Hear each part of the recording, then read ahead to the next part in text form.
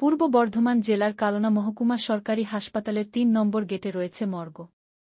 প্রতিনিয়তই বিভিন্ন দুর্ঘটনায় পরিজনদের হারিয়ে ময়নাতদন্তের জন্য মৃতদেহ নিয়ে আসে মৃতর পরিবারের লোকজনেরা। আর সেই এলাকায় ভরেছে জঙ্গলে, একই সাথে সেই এলাকায় পানীয় জলের জন্য থাকা একটি টিউবওয়েল, সেটাও বিগত ২ মাস ধরে বিকল। একই সাথে রয়েছে পাশেই একটি শৌচালয়, তৈরি হওয়ার পর থেকে সেটিতে কোনো জলের সিস্টেম নেই, ফলে সেখান দিয়েও বেরোচ্ছে দুর্গন্ধ। এ প্রসঙ্গে মৃতদেহ ময়নাতদন্ত করতে নিয়ে আসা মৃতের পরিজনদের অভিযোগ, এখানে থাকা পানীয় জলের কলে পড়ে না জল, পাশাপাশি শৌচাগারেও নেই জলের ব্যবস্থা। অবিলম্বে এগুলির ব্যবস্থা করা হোক চাইছেন তারা। এ প্রসঙ্গে কালনা মহকুমা হসপিটালের সহকারী সুপার গৌতম বিশ্বাস জানান, জলটা যত দ্রুত ব্যবস্থা করা যায় তার চেষ্টা করছেন। নিয়ে এসেছেন মৃত্যু মোড়া নিয়ে এসেছেন, হচ্ছে কি সমস্যা দেখলেন এখানে? সমস্যা বলতে আমরা তো কিছুক্ষণ আগে আসলাম, তো এসে এখানে কলটা যেটা ছিল আমাদের 2জন কর্মী, ওরা কলটা টিপাটিপি করছিল, তো কলটা দিয়ে জল বার হয়নি। কলটার আগের ক্ষেত্রে আমরা বিগত মাস দেড়েক আগে হয়তো এসেছিলাম এখানে হসপিটালে, তো এই 3 নম্বর গেটে যে কলটা আছে এই কলটা খারাপ ছিল। তো আজ পর্যন্ত হয়তো মাঝখানে সেরেছিল কি সেটা বলতে পারবো না, কিন্তু আজকেও জল বার হয়নি, সেদিন জল বার হয়নি, এইটুকুনি দেখছি। আর পাশাপাশি এখানে সবই ঠিক আছে, গরমকাল তো এই যে সামনে যে বাথরুম আছে, এই যে এইদিকে সামনে বাথরুম পশ্চিম দিকে, এই বাথরুমে কোনো পাইপ লাইনের ব্যবস্থা নেই বা কোনো ভিতরে ট্যাপ ট্যাপ এই সমস্ত কোনো কিছুর ব্যবস্থা নেই। আর যাওয়া হয়তো বাথরুম কেউ যদি করতো তাহলে কলটা ঠিক থাকলে এখান থেকে জলটা হয়তো পেতো, এইটুকুনি। তাছাড়া তো মর্গের ওখানেও তো নোংরা চারিদিকে আবর্জনা হয়ে আছে, গাছপালা বন জঙ্গল হয়তো সাফ করবো, এই গরমকাল আসছে, আগামী দিনে সাফ হতে পারে। এটা হসপিটাল কর্তৃপক্ষের কাছে দৃষ্টি আকর্ষণ করছি আমি, যাতে এই কলটার এবং এই যে বাথরুমটা আছে এবং এর চারপাশ যেটা আছে পরিষ্কার অপরিষ্কার হয়ে আছে, যেটা পরিষ্কার পরিচ্ছন্ন যেন করা হয়, তার জন্য আবেদন। কি নাম আপনার? কালনা এসডি সুপার স্পেশালিটি হসপিটালের যিনি দেখাশোনা করছেন সুপারকে আমি জানাচ্ছি যাতে পরিষ্কার করার ব্যবস্থা। আপনারা কি মানে ময়নাতদন্তের জন্য এসেছেন নাকি? আমরা ময়নাতদন্তের জন্য এসেছি, আমার নাদনঘাট থেকে এসেছি। কি নাম আপনার? আমার নাম হচ্ছে জয় মন্ডল। শুনলাম কয়েকজন ভাড়া ছিল, কালকে পুলিশ তাদেরকে ধরে নিয়ে গেছে, কি ব্যাপার বুঝতে পেরেছেন? না, আমরা ঠিক জানতাম না, কত 1-1.5 মাস ছিল থাকার মধ্যে, তো মানে রাত্রিবেলা বস্তা পাত্র নিয়ে আসতো, আমরা এই আপত্তি জানিয়েছিলাম, যে ঘর মালিককে আপত্তি জানিয়েছিলাম। ঘর মালিক বললো ইদ্রিস ভাড়া দিয়েছে, এখন ইদ্রিসকে জানানো হলো, তারপর রাত্রি বিরুদ্ধে আর আসতো না। এবার দুপুরবেলা আসতো বস্তা পাত্র, কিন্তু আমরা জিজ্ঞেস করেছিলাম কি আছে, বললো ডায়রিয়া আছে, বই পত্র আছে। আমরা জানতাম না যে এইসব জিনিসে কাজ হয়, তো জানলে আমরা বার করে দিতাম। কালকে কি হয়েছিল? কালকে হঠাৎ পুলিশ এলো, ঠিক 2-2:30টার সময় পুলিশ এলো, এসে কজনকে অ্যারেস্ট করে নিয়ে গেল।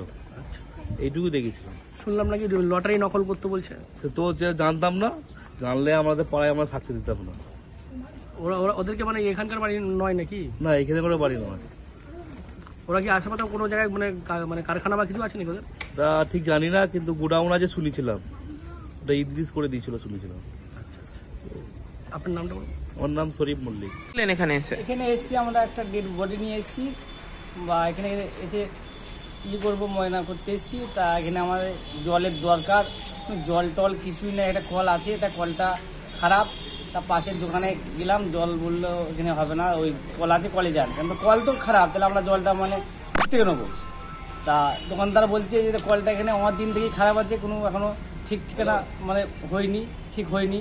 বা সাইডে একটা বাথরুম আছে, বাথরুমেও গেলাম, কোনো জল নাই, জলের কোনো ব্যবস্থা নাই। তাহলে আমরা যেটা মোড়া নিয়ে এসেছি, তাহলে এই 1 নম্বর থেকে আমরা কি সেই 3 নম্বরে জল আনতে যাবো? জলের তো প্রয়োজন।